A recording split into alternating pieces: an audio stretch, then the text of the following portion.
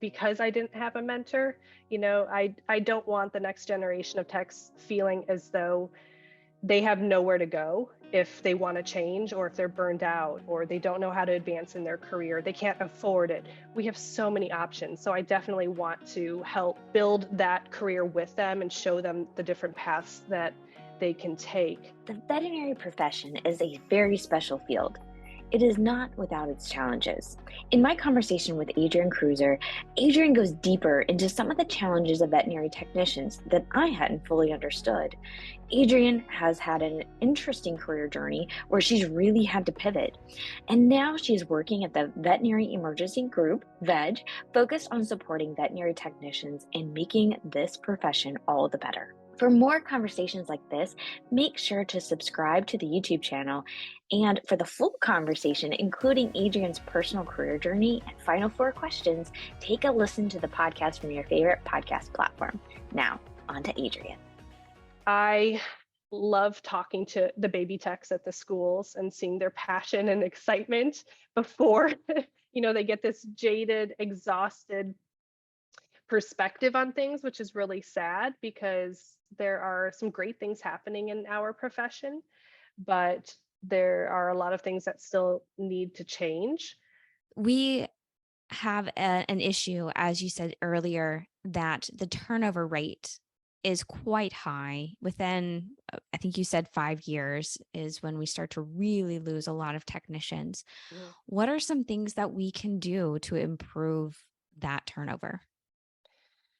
Oh, we can do a lot of things. First and foremost, we need to acknowledge and respect the profession, in my opinion. People say it's all about the money, but it's not. Money is a huge thing. We need to pay our credentialed veterinary technicians and nurses what they're worth. And oftentimes that's compared to human nursing, your RNs, because we have the same schooling and testing that they have. So, of course, veterinarians would like to be paid more too, just like MDs, but that's not always the case. So we understand some of those challenges, but the pay is somewhere to start. The title protection across the country and standardization, with the exception of Pennsylvania, you guys are all DVMs, right? Otherwise, or VMD. For us, we are RVTs, LVTs, CVTs, LVMTs, just in the States. You go outside the States, you might have an RVN, registered vet nurse. You have SVNs, which are student vet nurses. So we have so many different titles that it's confusing, not only for our profession. I guarantee most of us don't know what all these different titles are because I'm telling them about them and they had never heard of some of them. So we need to standardize that just for basic understanding of who we are, what we do, our role that we play as part of the veterinary team. We're not just support staff, so to speak. We are important members. Where everyone on the veterinary care team is super important, right? But what role do we play? What is it that credentialed veterinary technicians can do to take some of the workload off of the vets, to use our education and skills to provide better patient care, to make us feel more utilized and want to stay in this profession because we see our value and therefore the clients will respect us more. So there's so much I can talk about, how to make this profession better, but the starting points are your title protection, increasing pay. And then with those two things, we can start to better utilize our technicians. And some states have begun to even restrict some duties to only credentialed veterinary technicians doing them. I think eventually then expanding our scope of practice to doing more simple procedures similar to a nursing practitioner in human medicine. That's been brought up several times by different individuals and universities, but we have to start by even getting our profession in the practice acts. There are still states that don't even mention veterinary technician in their practice act. So we don't exist in some states. Wow. So that title protection being in the practice act, unfortunately, we're still at square one with that in some places. So until that happens in all the states, it's hard to move forward. So some states are doing better than others, but we have a long way to go with it. Yeah, and on that point, how this shows how naive I am about the political aspect of the profession. Um, so how do we go about changing those types of I don't know if law is the right word. Like, Yeah. how do we even start? Like, what would we do? Yeah, so most states have regulations and then they have practice acts. So there's kind of two different things. The regulations, and I might be butchering this, I'm not a lawyer too, but the way I understand is the regulations are kind of the playbook for the practice act, or it defines it more clearly. Um, to change regulations is not as difficult as it is to crack open the practice act, because the act, that's a law. So it's harder to do that. It's expensive. It takes lawyers and time and, a lot of different things. Anyway, what people can do, what veterinary professionals especially can do, is one, get involved with your state association. Two, if you are on the veterinary medical board, make it a priority to encompass your veterinary technicians in the Practice Act. And from the start, have full title protection. Protect the phrase veterinary technician, not just licensed vet tech. So everyone knows if I refer to myself as a vet tech, I have a college degree, I've passed the VTNE or whatever the state requires for that. It's a blanket statement. A lot of states only have limited title protection. So I may say I'm a licensed or registered or certified veterinary technician, but anyone else can call themselves a vet tech as long as they don't say licensed vet tech in front of it. It's so confusing. That is confusing. And so I'm sure that doesn't help. I've heard that even our clients, the pet owners also get really Mhm. confused. Oh, yeah, absolutely. So then another thing that everyone can do is to use the proper verbiage in their hospitals and not just refer to everyone who's not a doctor as the tech, the vet tech, because that's confusing.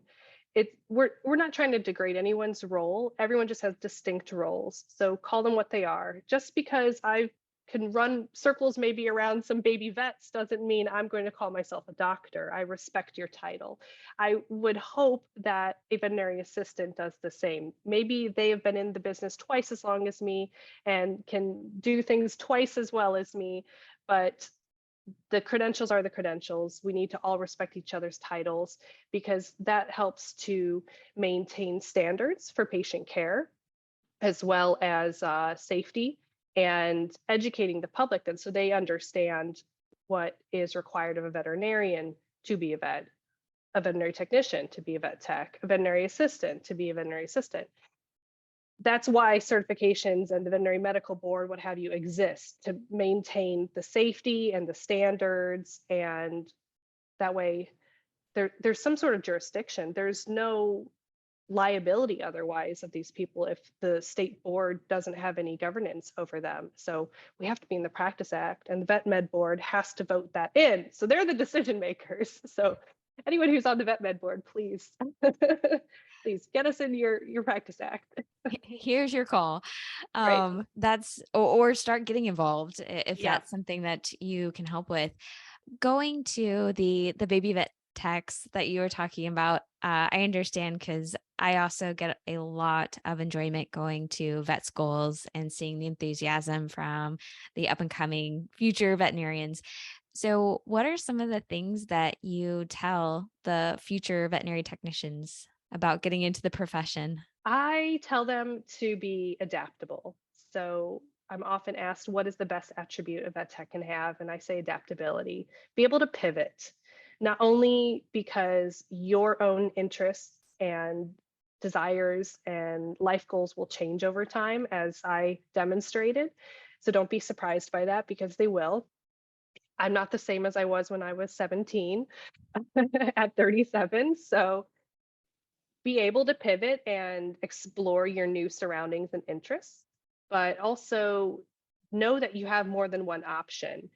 The vet down the street that has always been your family's vet that you take your dog to, now you're going to school because they've offered you a job preemptively, is not like the specialty clinic in the major city or the cat only clinic or the corporate clinic, or there are so many different types of vet med if you want to stay in clinical practice: equine, exotic, farm animal, not to mention all of these non-clinical positions that we've been talking about: lab research, sales, diagnostic specialists, technical services, educating, on and on and on, working with the schools.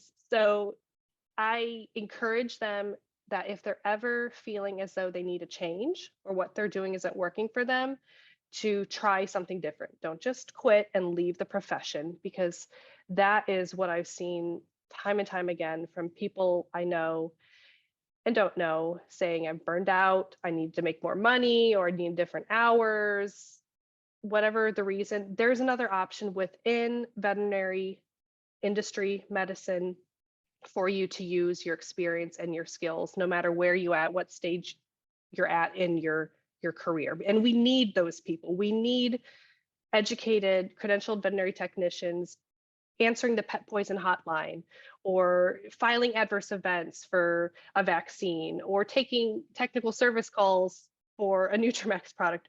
We need those people. And so many of them are leaving the profession because they don't know that they have those options. I have a Facebook group even where I post non-clinical jobs to show all of these technicians, look at all these opportunities, and they don't even know how to search for them because they're not called veterinary technician, for Zoetis or BI or Royal Canin or Hills. Yeah. They're called something totally different, right? So it really is just like, get curious, look, don't give up, just see what else is out there. That's my biggest takeaway. I hope they get from me. Yeah. And I like that you have a Facebook group. Do you mind sharing the name of that group? Not at all. It's the Association of Industry Veterinary Technicians. That's helpful to have at least some places to go, because I think sometimes you're stuck and overwhelmed at the same time. So Mhm. are there other places for people in the profession to go if they are interested in exploring more that they could do? Yeah, there are some great books out there. Rebecca Rose is a seasoned, amazing veterinary technician. She has a career options book for veterinary technicians. There are great resources on NAVTA, the National Association of Veterinary Technicians of America, on their website. I'm happy to answer whatever questions I can answer, but the state associations oftentimes will have answers. But if you are just lost and want somewhere to start, reach out to the National Association for the Vet Techs. From a veterinary perspective, I know you guys have a industry veterinary group, AIV, Association of Industry Vets. We do. We don't have a real one, so to speak, which is why I just have the Facebook group right now for hours. Vet techs aren't allowed to join your group. I've asked. We may have Yes. to look into that one. I have asked, I have emailed. I think that networking, though, that camaraderie between vets and vet techs is important. Oftentimes we are so separate, even at the vet schools. Unfortunately, there's the veterinary medicine program and then the veterinary nursing or technology program. So I think we can all help each other make this a better career, longevity, and just health-wise, happiness-wise, if we just all support each other, because there's way too much competition in the industry as a whole, not only within our own little circles, but just between the groups. So that's why I always beg the vets, because you guys have the control with the vet med board. Like, we don't have the control. They're never going to put 10 vet techs on a veterinary medical board for good reason. But our career is, held in your hands, so to speak. So Yeah, that's really interesting. So it does make me very sad that there's not more collaboration because we depend on each other so much. I knew how much veterinarians depend on vet techs, honestly, because I'm a veterinarian. I know yeah. you guys can run circles around us. But I did not realize that the reciprocal is so prevalent there.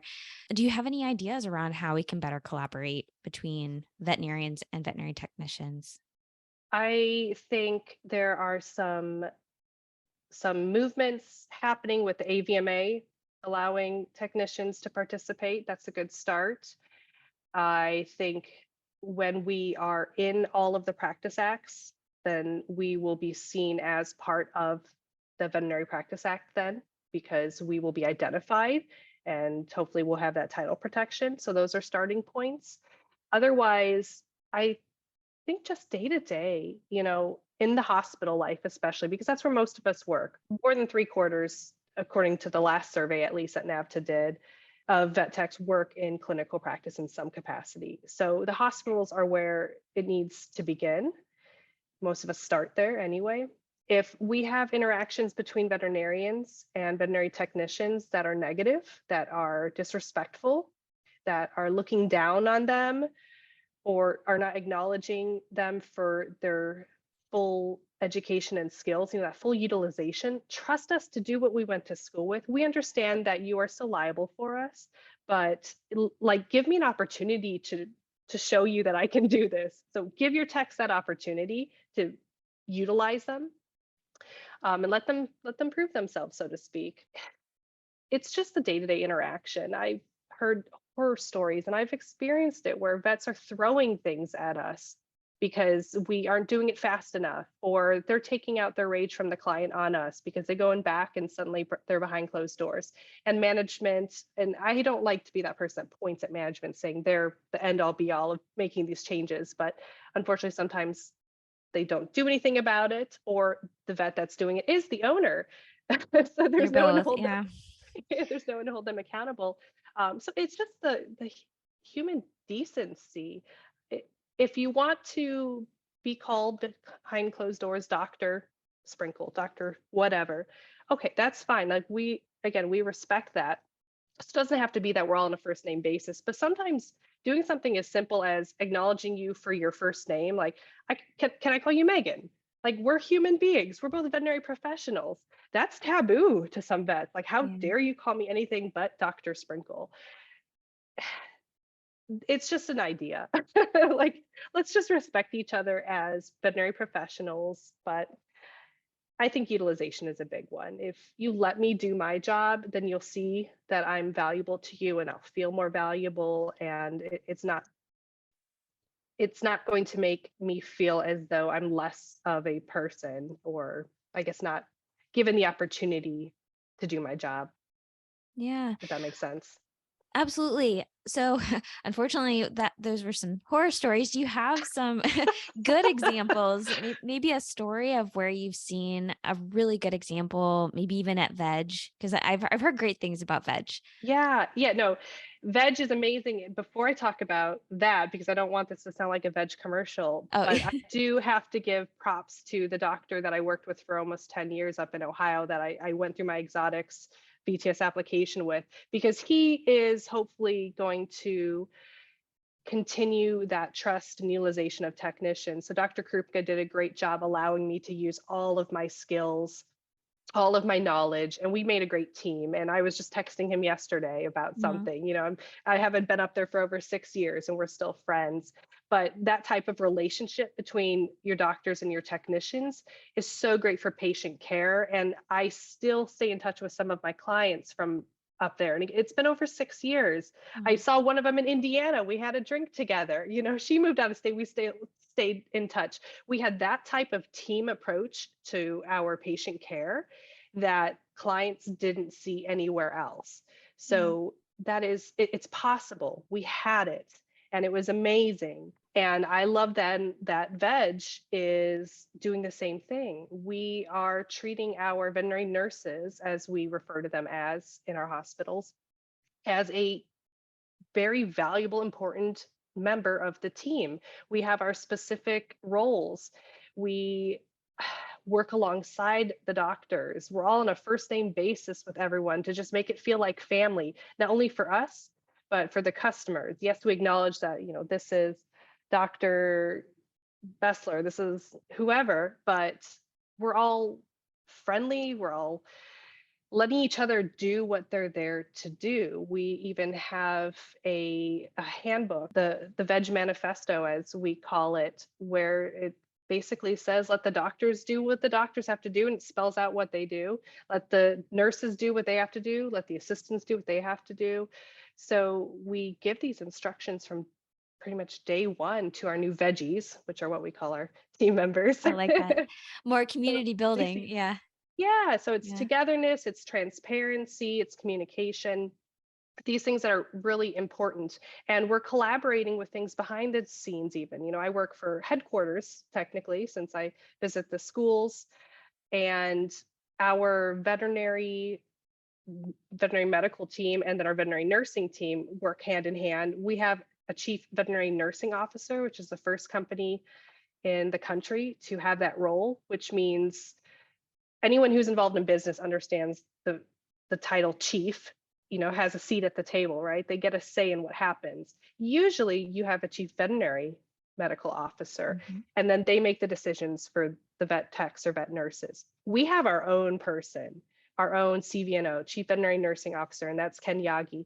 And he gets that seat at the table. He gets to make these decisions. He's why we have such a transparent and high pay or wage scale for our team. He established that it's equivalent to RNs, why we have so many benefits, and he understands what we need and what we can offer the profession. And Veg is letting us show them that. So it's a great place to work as a vet tech, a vet nurse. And that's why it makes my job really easy and really fun to go out there to the students and say, if you think emergency medicine is for you, then yeah, give Veg a try. Let's get you in here. Let me show you how this can be a long-term career. We have pathways for different levels, training programs.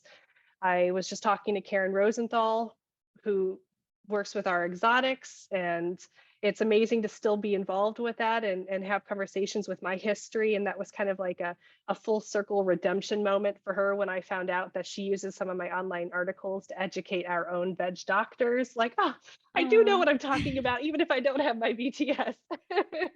So that's kind of a vulnerable, example for me, but it's really amazing what they're doing. And I hope it is contagious and spreads like wildfire to other hospitals, because we can't be the only hospital that's doing this. All we do is emergency. So there's plenty of room for everyone else to do things differently, or not normal, as we say at Veg, because we need general practice, we need specialty, we need equine, we need large animal, we need all these different types of practices to retain veterinary professionals. They can't just all come to emergency because Veg is willing to pay them what they're worth and offer them, happiness and benefits. But Yes. it's cool how they're encouraging vets to work with the nurses. We really are just doing things hand in hand. I love the idea of having the chief veterinary nurse officer. The example of the practice acts, you need somebody who knows the people to sit at the table. And so need representation. Exactly. And then also to go back a little bit on your comment with the hospital in Ohio, I believe not only improving the relationship between the veterinarian and the veterinary nurses helps with your patient care, but I think that the clients, they can see that. They see when there are smooth relationships, not only in the care of their patient, but I just think they see it. It's an environment that you create, that they want to be a part of, that they want to reach out to you when they've moved away after 6 years to have a drink, right? I think that is so good for the whole economy of our profession. Yeah. So thank you for sharing this. I think we do have a lot of room to grow, and that shouldn't be a thing where we just give up, right? No, this is encouraging. That just means that we take one step towards a better future for our profession. And to me, that's exciting. Definitely. There's progress being made, and I'm confident it will continue. Yes. So any last thing that you would like to share with our profession? Anything maybe I should have asked or just on your heart to share? Staying in the industry, finding your passion, finding your why is really big for me. So don't be afraid to pivot, to adapt. If you get spun around and you don't know which way is north, find your true north, reassess, and please stay in the profession. That's really, really my big thing. It breaks my heart to see people leave the profession because their employers aren't helping them with burnout, compassion fatigue, what have you, or they just don't know what other career options they have. So help somebody, mentor them, help the next person up behind you when you get there, kind of thing. And I think we can just make this a better profession for each other if we're just willing to take the time to do that.